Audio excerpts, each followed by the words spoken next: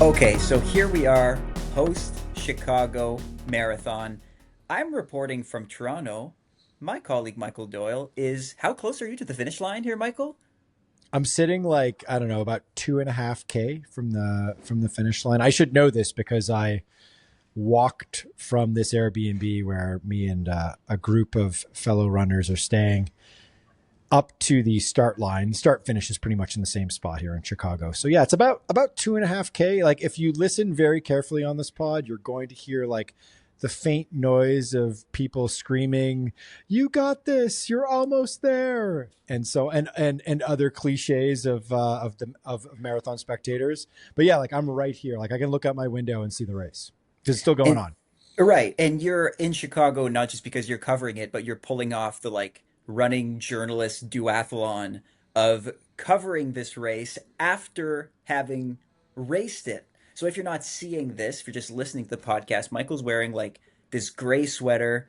He's got this like gaunt look on his face of a runner who just finished a marathon Thanks, about Alex. how long ago have you finished? About 2 hours ago?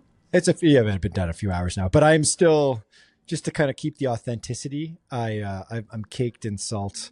I have not bathed yet. I still have the like post race tights that I put on after finishing, and the hoodie as well. So like I'm literally like I finished the race. I drank the celebratory beer in the finishing chute that the good people at Goose Island hand to you, and then we did the slow death march back to the Airbnb, which took forever because these streets are absolutely packed right now. And okay, and well, I'm glad that you're still in one piece to talk about this because I don't think I could tackle this alone. We need two people to talk about what just happened. And no offense to you, Michael, we're not talking about your 247, though we need to tease that a little bit before we get into what might have been the most momentous women's race, maybe race in general, the marathon that we've seen in the last, I don't know, decade more. This is Kipchoge level. This is Kiptum level. We're gonna get there. But like first, you just got to tell me how you're feeling, okay? You told me you don't want to get too much into the race. Sounds kind of Wow. crazy to go on and on about how you've done after we've just witnessed a 209 on the women's side, but listen, you just completed a marathon. You've been training for this for about 3 4 months. Okay, what's your thought here? What's your first takeaway? So my like snapshot, we talk about the mood board, the Chicago 2024. Mm. Let's tack some images up on the mood board here. I mean, this race is like, so first of all, they announced going into it this week that it was going to be over 50,000 finishers, which is gigantic. I don't know what the end head count is, but it definitely felt like 50,000 people. I've run from New York, and I ran Paris the year where Paris set the record for the most marathon finishers, which was like 50,000 and change. And this had that sort of like intensity, congestion, the sort of like just little extra level of chaos and stress, although very well organized event. So I'm not complaining about getting in the corral or anything like that.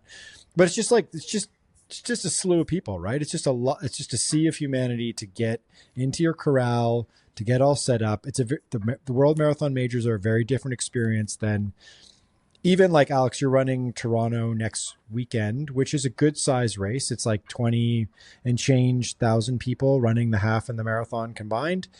But that just feels like so civilized and so calm by comparison to 50,000 people, right? So, and what is part and parcel with that is like the gun goes, and it's like a log jam forever. And increasingly so with these marathons that are getting above 40,000 people. It's like there's like a sea, a wall of people in front of you, even if you're running pretty quick. It's just a lot more people than I'm accustomed to, which, don't get me wrong, is really cool. Got a lot of people to run with. And the other thing that I noted is that Chicago's really dialing it in now with in terms of like spectator experience, where the entire course is just like lined with people. It's getting close to New York in terms of the way, in terms of that kind of like the feel, the intensity, the vibe, the experience of running through all of the different neighborhoods. And because Chicago used to have these like patches where it was just like really quiet, right? They used to send you out on the south side of Chicago, and it was just like, it was like where marathons go to die, right? It was just really, really quiet out there in that section, which actually I think I kind of miss. But this time it was just like basically just 4, 5, 6 deep on either side, entire way. It was intense. Hmm. And we're going to get into that maybe a little bit later. The call it, I don't know, the professionalization of the Chicago Marathon. And there's no one better to talk about that than you. You're a what? How many times veteran now of the race? I've run this race 5 times. So like, Okay. I think it's the marathon. I'm pretty sure it's the marathon I've run the most. I've run Philly a few times too, and I quite like that race. But yeah, I've run Chicago. It's my 5th time doing it, and I've seen the evolution of it. I ran it. 2010 was the first time I ran it. It was my second marathon. I was sort of was reflecting upon that when I was running the race today. I was thinking back to those the salad days of marathon running when I was just like a 30-year-old, and I had all these hopes and dreams in the marathon.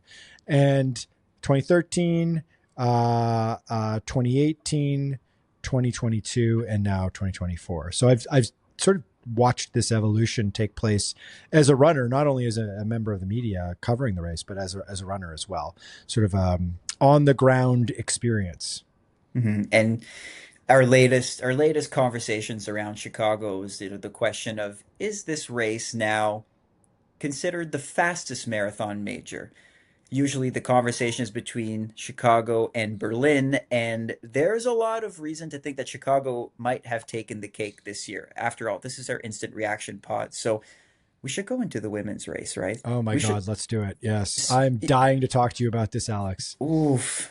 So, okay, you like you were still racing when Yeah. Ruth Chepngetich finished. You still had a solid 10 kilometers to go. Yeah. She And could have so ran you back out of the course and helped me in. I would have appreciated that. Where and were you, cheered Ruth? you on. Yeah. And cheered you on. Yeah, no, I think Ruth had bigger fish to fry. Yeah. But I'm curious to hear your take throughout the weekend because you must have heard bits and pieces of what had just happened, what history had gone down. But as a watcher and observer from afar, it was clear that we were seeing something special early in the race. And I suspect that even before the race, it was written in the stars, right? So Ruth Chepngetich goes 209.56, fastest women's time ever.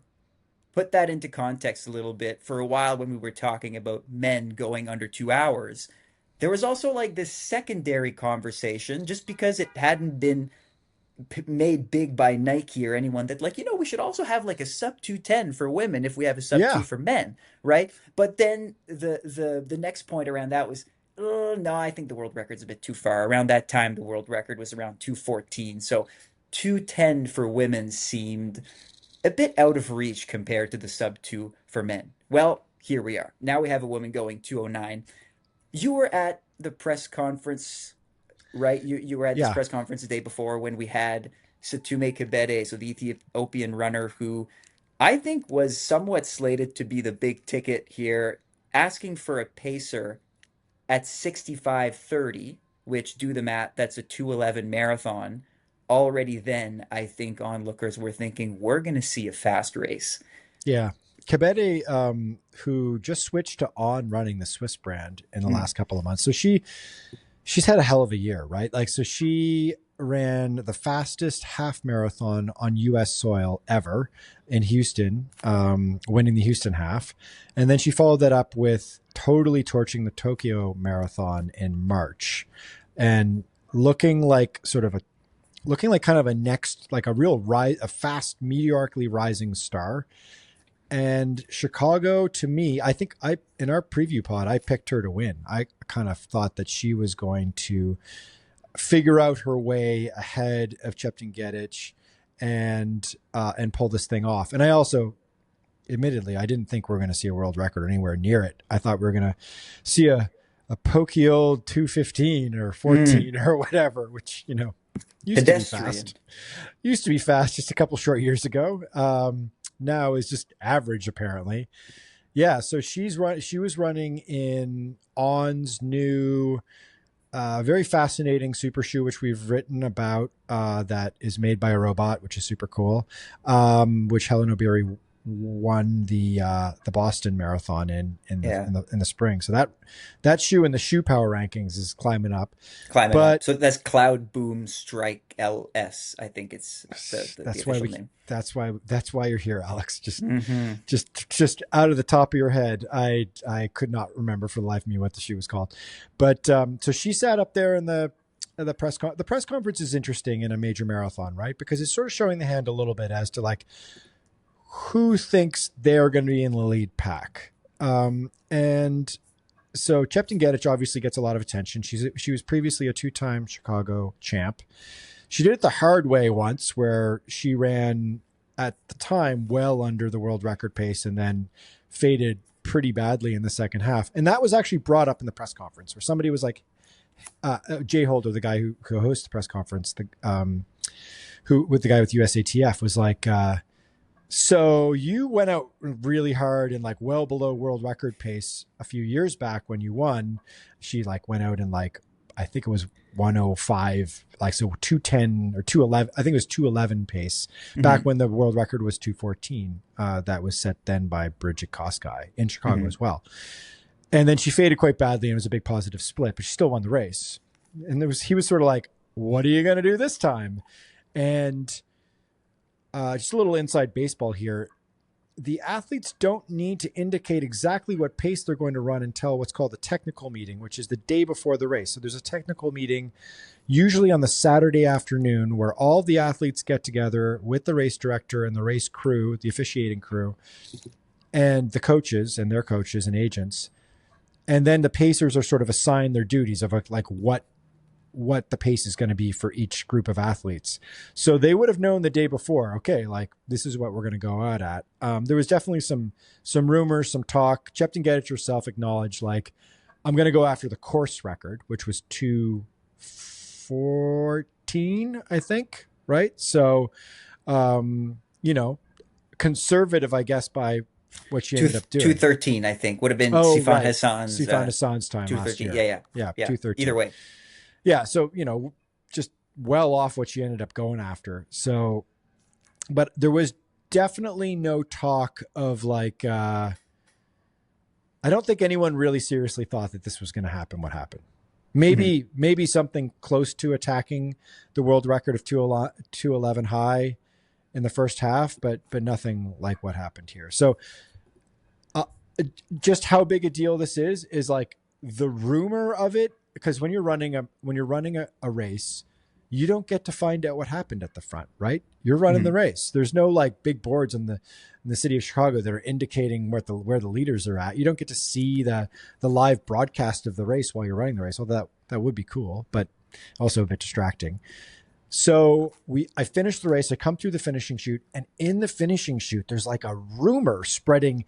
It's like fire going backwards from, I don't know, somebody who had their phone, once they got their bag from the bag check area, and it's like spreading backwards through the finishing chute.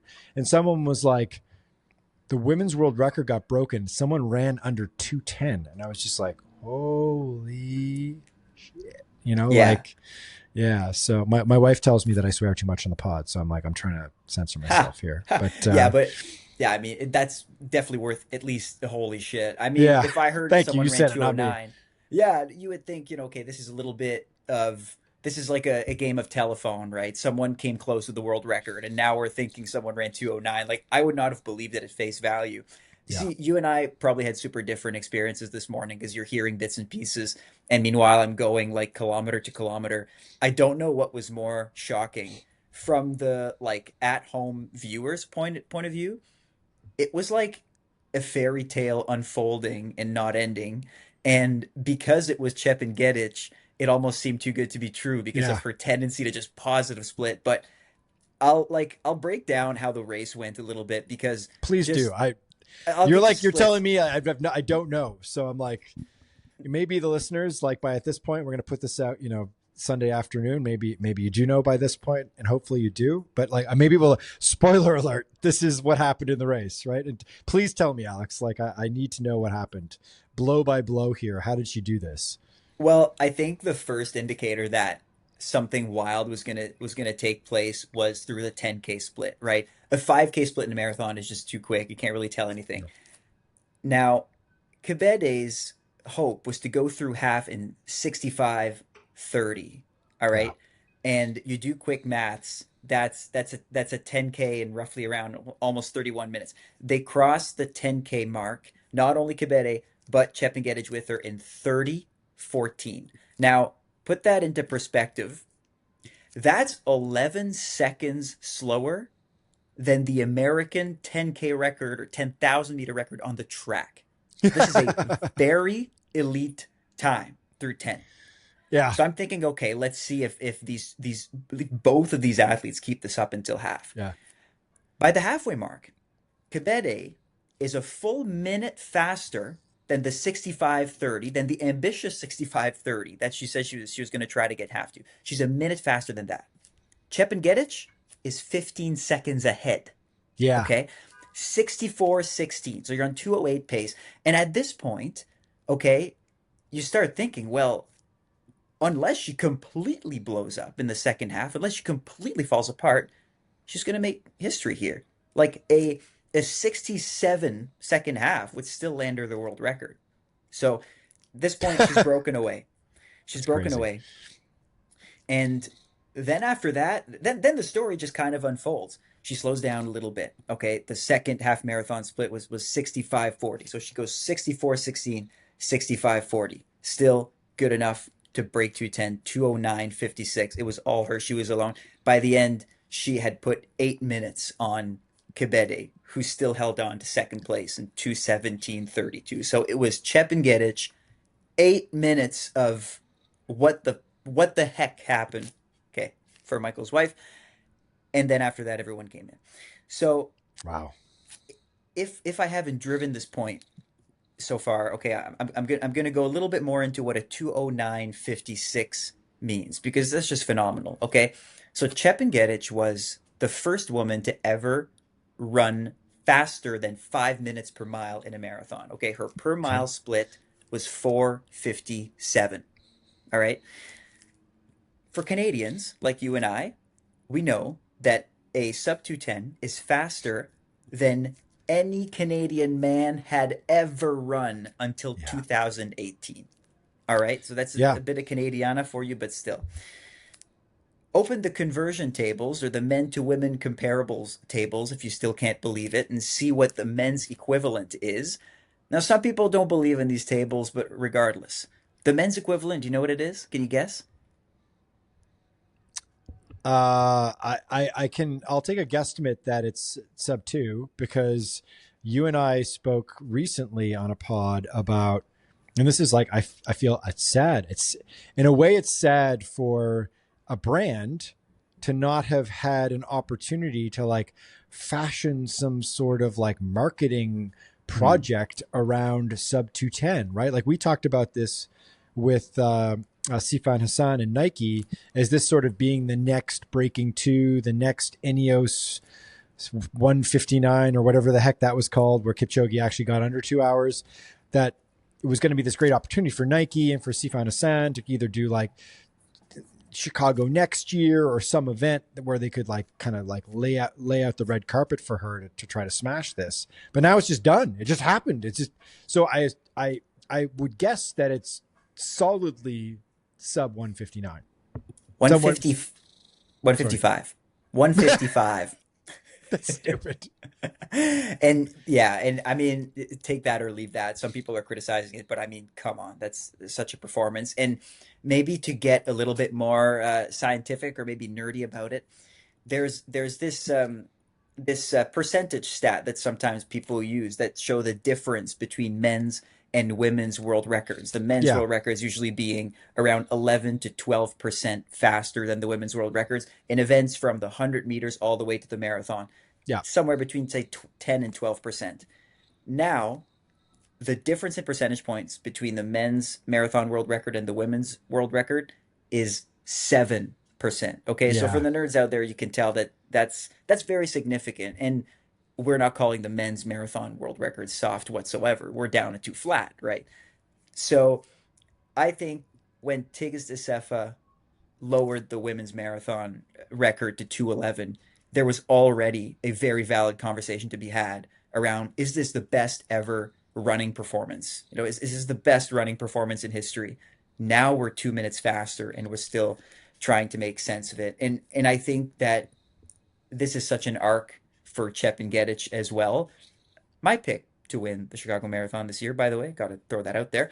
Good She for was you. like she was looking for the hat trick, right? She won the 2021 and 2022 editions. In 2023, she was the runner up.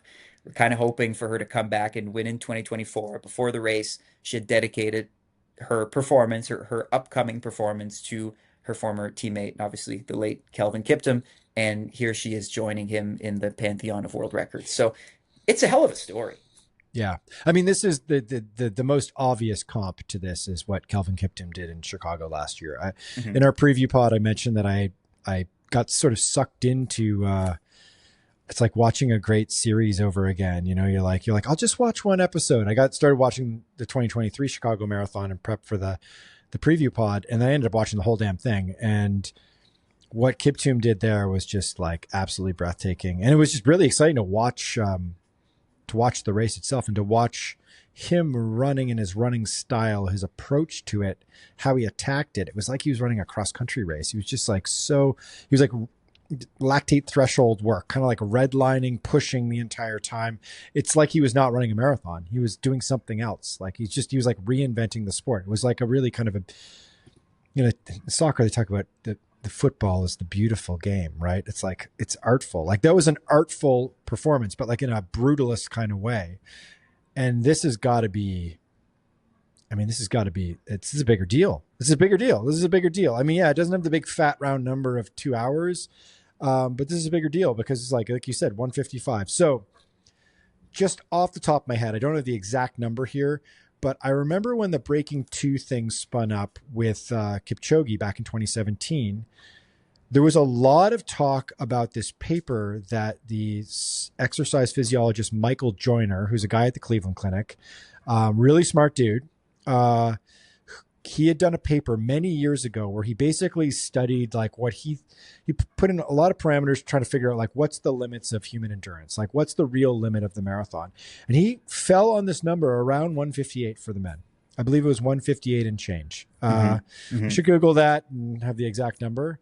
Maybe we'll put that in the show notes, but it was around 158. And he was sort of defining that as like, to use the men's number, that's the limits of human endurance. Well, if Ruth Chepngetich just ran the equivalent of a 155, we're in uncharted territory, right? Something is going on. Like Mm-hmm.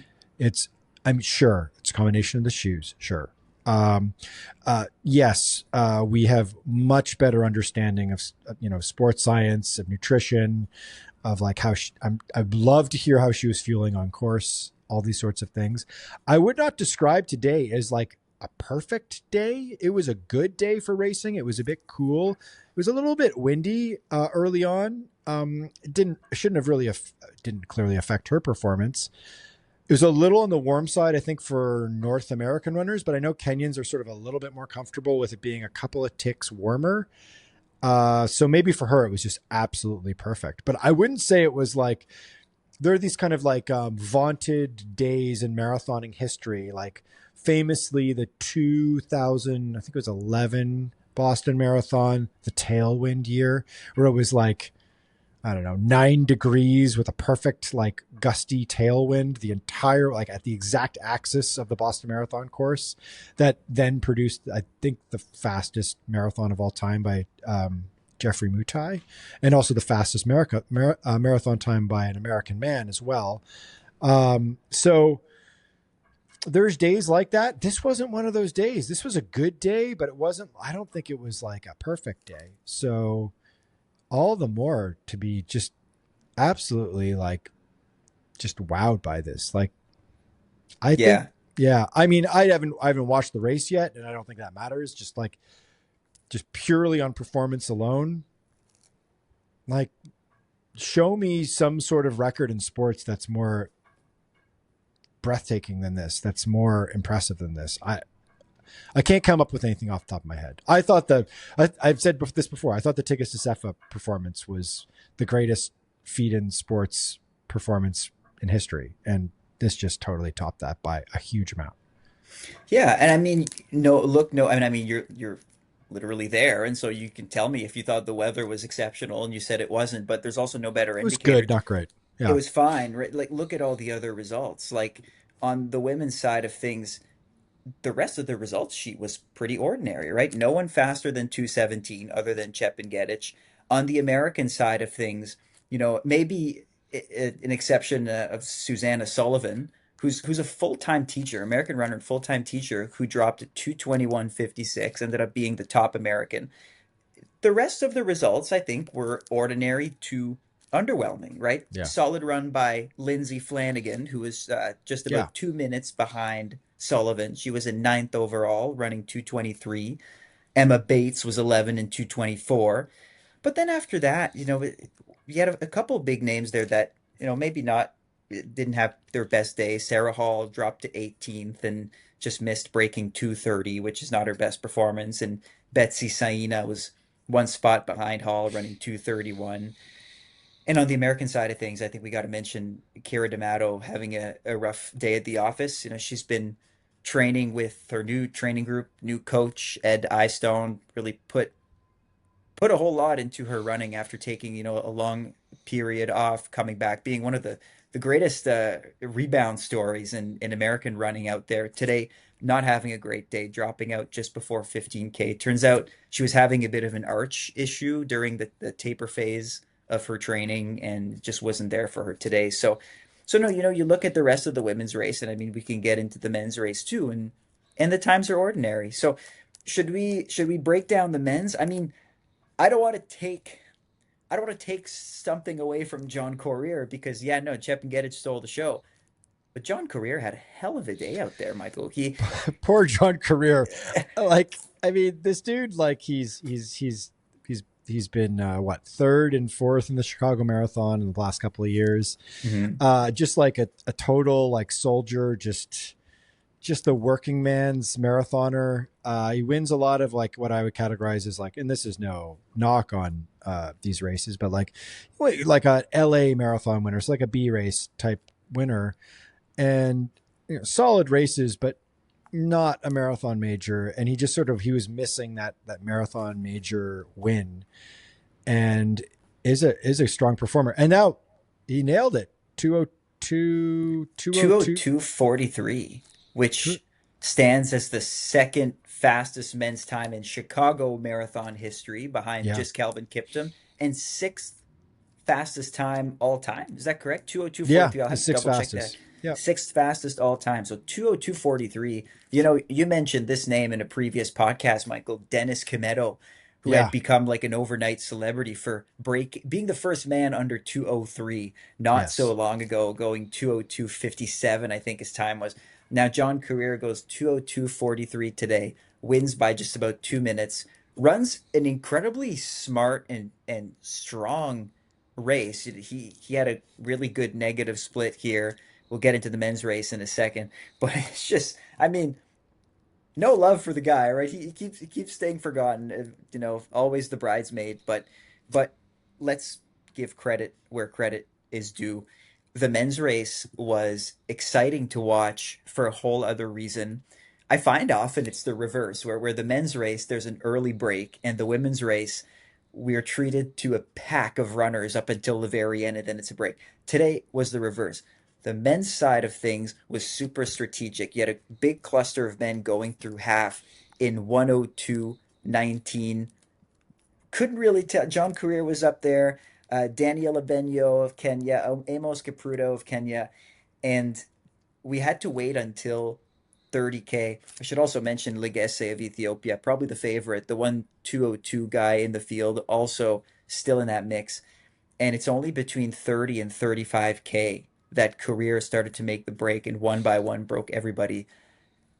And by the end, you know, that was quite the negative split. So 62:19 for the first half, 60 flat, 60:24 for the second half marathon. So just a really solid run. You don't see that much of a negative split that often. So he just had a lot more in the tank. I kind of wonder if the race would have taken off quicker, maybe he had a faster time in him. maybe, although maybe I think I should have run like John Korir did today. Now that I'm thinking about it, it's just like show some patience, relax, don't worry about the first, just get your body working on your side. Like all the things a coach tells you, all the, like, these are literally all the things that I tell like the elementary school kids that I coach, just Hmm. like get your breathing, get your body rhythmic, get your breathing in a rhythm, calm yourself down, get the heart rate down. This is an aerobic effort. And like he clearly executed on that. And that comes with a lot of confidence from performing really well in this race and being hungry. I should also note it was the dude's birthday. Oh, So yeah, hey, yeah. So he was a little extra fired up. And you could tell in the press conference, it was like mentioned that it was his birthday. And he was kind of like, yeah, it's going to be my birthday, like, which is cool, which is really go, cool. I mean, like go, John Korir. yeah, yeah. So I'm happy for the guy. And we should also give a quick shout to some of the American dudes too, right? Like CJ Albertson, who, Hmm. if listeners are not familiar with his oeuvre, he's a character, right? Like he's a guy who's like set world records running long distances, like running a marathon on a treadmill. He's a Hmm. guy who like runs on a treadmill that's set up inside a sauna, which he addressed that stuff briefly in the press conference where he was just kind of like, listen, sort of like a haters are going to hate, right? Like he was just like, listen, people think this stuff is funny. They still criticize me for it, but like I still do it because like it's working for me. So, Hmm. and it clearly worked for him today because he had a big PB. Like Hmm. he ran 2:08:17, which is, that's getting down there. That's getting into like the top Americans going on right now Hmm. times, right? Like Connor Mance, Clayton Young, the two guys who went and represented the United States along with Leonard Korir in the Olympics in Paris. Yeah, imagine CJ in Paris, right? Like that guy's a gamer. He's a total gamer, and he showed up. He had something going on. You could tell he was in the press conference on Friday morning, and you could tell that there was like a lot of confidence that he felt really good about the training. Really nice dude, and you know couldn't be happier for the guy. Zach Panning also ran pretty well, 2:09:16. He was just right behind him. I should say that CJ ran. He was seventh place overall, which is really good for an American, and Panning was ninth. So, and Reed Fisher came in 11th with a 2:10. So, Americans did pretty well.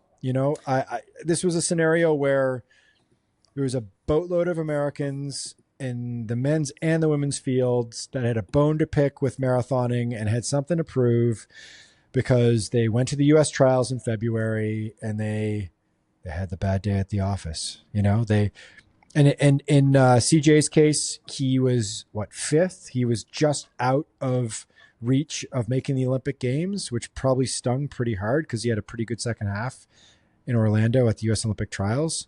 So this is a redemption arc for a lot of these people.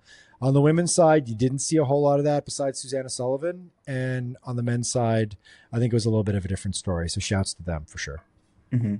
Yeah, yeah. Seventh and ninth, good win for those Americans, both Brooks athletes. So that's like kind of an Yeah. at-home win for Brooks. So good for them. And I mean, if we're getting into a whole winners and losers thing, well, I instead of just going into all of that, I think I just want to talk about Chicago for a second because Yeah, sure. is this is this confirmation of what we've been teasing for the last like 12 podcasts or whatever between Chicago and Berlin? Are we at a point now where we can call Chicago the fast major and not Berlin?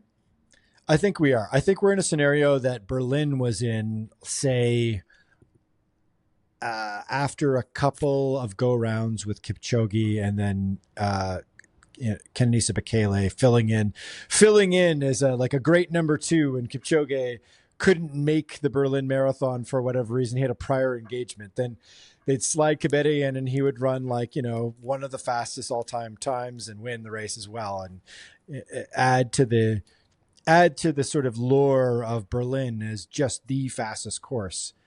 I think times are changing. I think Chicago now, clearly, obviously, it's home to both world records in a massive way. Now, that could change with the men's race. That could definitely change in the next year or so. But that world record that Ruth Chepngetich just ran, I mean, I don't know. Maybe it'll get downed in like 6 months or whatever. But it just feels like it's like it feels like It feels like when Paula Radcliffe ran 2:15, it just felt like no one was ever going to break that record. It felt like Hmm. that was a generational record, or like something even beyond that. That was going to be the record for decades. That did not end up being the case, but it did stand for quite a while. This feels like that as well. And I think Chicago can really use these two world records to market itself as like, listen, we're the best race in the world. We're flat. The profile shows it. We're damn fast. You know, we mostly get good weather days. They've had a couple of days in recent years that have not been ideal, but it's mostly been pretty cool and great for performing. We can produce the apex of elite fields in terms of elite athletes, but also we can house 50,000 people on our course. So if you want to come run the fastest race in the world, we can give you a spot. So I would imagine the lottery to get into Chicago next year is going to be absolutely on fire. I'm really interested to see how many entrants there will be. I think it's going to become a scenario where Chicago is going to be in higher demand. It's going to get closer to the crazy numbers you see in New York, and maybe not quite as crazy as London. London's numbers are just like stupid. It's like 750,000 people enter the race. I don't think Hmm. you'll see that in Chicago, but I think it'll be definitely a hot ticket. They have adjusted the qualifying standards. So there's qualifying standards if you're a recreational runner and you want to enter. There are kind of like Boston Light. You can submit a time and get in on time instead of entering the lottery or having to submit your entry on the day that it opens, in like a crazy mad rush online. And they adjusted those times to make them harder this year, and I wouldn't be surprised if next year they adjusted them again, because I can imagine demand's going to be huge. Mm. Yeah, well, that's a good point that you raised, right? A lot of it is marketing, and I think Berlin had nailed their marketing in such a way that at least either Kipchoge or Bekele or both would come every year, right? And Yeah. so that gave it a name. Maybe we see that in Chicago for the years to come. But 2024, a massive win for them. We saw an incredible women's world record. We saw John Korir finally having his day. And we saw Michael running what he called in text privately outside of the podcast a marathon that, and I paraphrase here, hurt more than usual. So we Yeah. probably won't let you go without talking race recap, training recap, all this stuff. But I'm guessing that'll probably be in a new podcast, right? Because we're likely going to break down our falls at some Yeah. point, at least on a We should small do that. That'd be fun. level. Yeah, because we talk enough. If you're a regular listener, you know you kind of get a sense of what Alex and Caitlin and I are doing running wise ourselves on a regular basis, and we've all got goal fall races. Caitlin is running as well. Is she running now? Now I think Like, she's now, like right yes, now, like right now she's running. Yeah, I think right now, yeah, yeah, because she's yeah. in Send a California and she's prayer. running. She's in the middle of a. She's running. Caitlin, wherever you are, if you can hear me, you're doing great. Keep going. You're almost there. What are the other like? God, it's running a marathon reminds you of just like how grating some of the cheers are. Like I get it. Like people are trying to like be encouraging, and Mhm. God bless them for being out there, and it's great. But it's like you got this. That's cool. Oh, That's you got this is fine. It's the you're almost there when it's like, dude, it's 17K into the race. I am not almost there. I am I thought of definitely a making. far away from being almost there. Yeah, I Yeah. thought of making a reel about this. It's just these like Yeah. worst cheers ever. Yeah. Don't stop. Yeah. No shit. Don't Thanks. stop. I Yeah. wasn't thinking about stopping Now I am. until now. Now I'm actually entertaining this thought because you put it in my mind. Or the Or like, annoying like faster, yeah, come on. run faster. I'm like, I Mm, am I'm running a marathon, so I'm trying to like pace this out. And mhm, B, if it's late in the race, it's like I can't do any better than this. I'm trying. So mhm. yeah, there was a lot of that. But I mean, I appreciate that people come out. I Yeah, think that's cool. you have a split second to Yeah. scream something at the Yeah. runner passing. So Yeah. please give your Yeah. cheering, keep cheering. The one last thing I will say about Chicago, that to sort of like to layer on top of the fact that this is just a really clearly a very fast course that people can run a PB or a PR, whatever you want to call it, on, and certainly the world records are now on this course. So like that's just the proof is in the pudding there. But just being here all weekend, there's just a lot of cool stuff going on, you know? Like Mm, we experienced this in Boston, Alex, as well. And I experienced hmm it in London too. It's just the majors are really dialing it in. These brands are showing up. They're trying to do neat stuff. Like the lineup to get into the Tracksmith, the Tracksmith partnered with the Chicago Athletic Club, which is it's actually a hotel and an athletic club right across from the finish line, effectively, or the finishing area off Michigan Avenue. And they've got like the Tracksmith House in Chicago, and they're giving away the posters and all that sort of stuff, and free beer and stuff. And the lineup to get in there was insane this morning. Didn't bother. I'll swing by later on.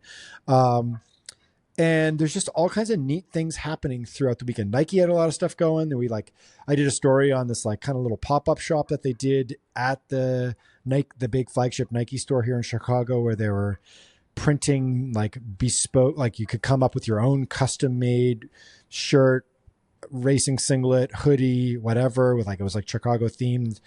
Super neat, like really neat stuff all weekend. The expo was pretty excellent. There's a lot of interesting things there as well.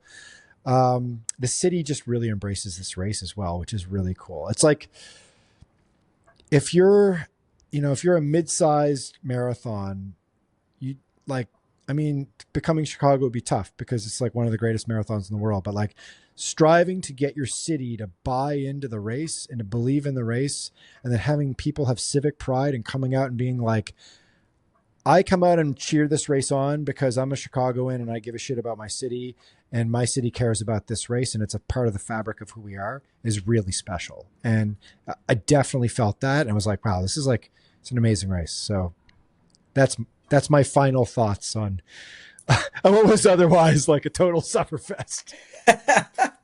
Well, showing us once again why you keep coming to Chicago. So I anticipate the podcast that we make in 5 years when you're Oh God. in a different category of masters athletics, racing it once again, and who knows, maybe even faster than today.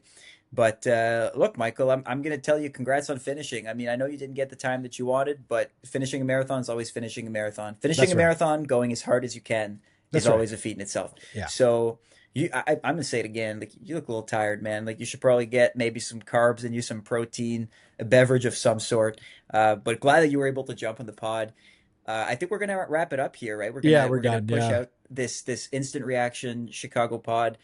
If you're still like craving Chicago content, Michael was not only a racer, but he was our man on the ground in Chicago this weekend. And so he took some photos, he wrote some stories, we had some written articles on the site, we have some social posts kind of recapping the whole thing. So if you're like still kind of questioning, is Chicago a legit place to go to run a marathon? Go check out the stuff. You'll get a better idea of it.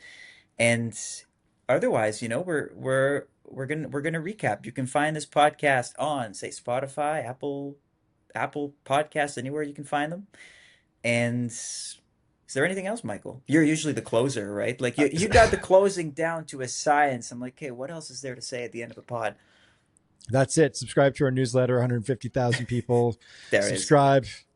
Why not be one more? It's great. 5 days a week.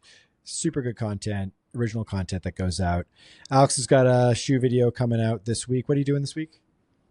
Not a shoe video. We got a Oh, breaking. right.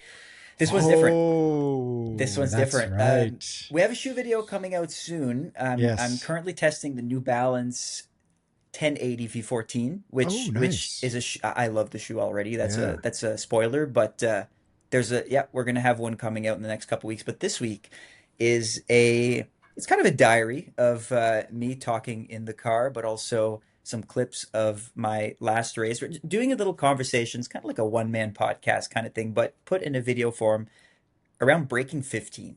What does it take to break 15? What does a In the workout 5K. look like if you're trying to break 15 in the 5K? Yes. And so, yeah, we've looped in the most recent race I did, where the goal was to break 15. And yeah, so you can get kind of a better idea of what my training looked like around that. If you're not satisfied by that, you can ask Chepngetich. I think she broke 15 I about was eight just about to times today. say. So, Yeah. but yeah, look forward to that. All right. I'm gonna go drink a bunch of Miller High Life and enjoy the rest of my day. Well Alex, deserved. thank you for hosting this podcast. And Great. And we'll be back at our regularly scheduled podcasting time and day, 5:05 Eastern time on Thursday. Hopefully, not with Caitlin. We've got a good. Oh no, it is with Caitlin, but we pre-recorded it. So there we go.